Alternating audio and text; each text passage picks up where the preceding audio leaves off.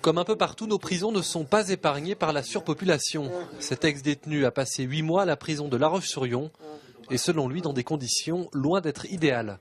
Au moment ou à un autre, c'est lui qui sera par terre, 2 mètres, 2,50 m de large, sur 5-6 mètres de long, où il y a 3 lits, donc 3 personnes qui dorment, plus un autre lit par terre, donc on est obligé de pousser la table, de pousser les chaises, donc on est vraiment les uns sur les autres. C'est ça, je pense, qu'à tous les détenus qui vont la marquer le plus, c'est dans les conditions dans lesquelles on est. On est vraiment traités comme des chiens. C'est une paillasse qu'on met par terre. Et je pense que n'importe quel détenu qui va à La Roche aura un moment ou un autre, sera par terre. Du côté de la direction, on ne se cache pas de ce manque de place. Le témoignage de cet ex-détenu reflète bien la réalité, une réalité parfois difficile à gérer. Les conditions de détention sont très compliquées. Voilà, on s'en est jamais caché. Hein. On a actuellement quelques détenus qui dorment au sol. Alors avec le jeu des libérations, ils dorment pas longtemps au sol, mais ils dorment au sol parce que manque de lit.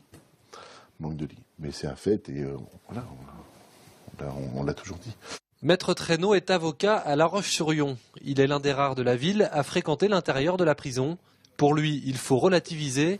Même si les conditions de détention sont loin d'être excellentes, par rapport à d'autres départements, être détenu en Vendée a tout de même quelques avantages. En Vendée, donc maison d'arrêt de La Roche-sur-Yon, maison d'arrêt de Fontenay-le-Comte. Bon, il y a des problèmes de vétusté des locaux, on a des problèmes également de surpopulation carcérale. En revanche, on reste dans des conditions de détention à échelle humaine. Les gardiens connaissent les détenus, qui se connaissent entre eux.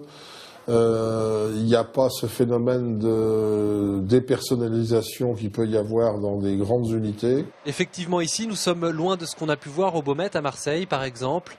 Il n'empêche, cet ex-détenu nous le dit, ces mauvaises conditions de détention le marqueront à vie. Sorti il y a plusieurs mois, ce jeune homme est toujours suivi par un psychologue.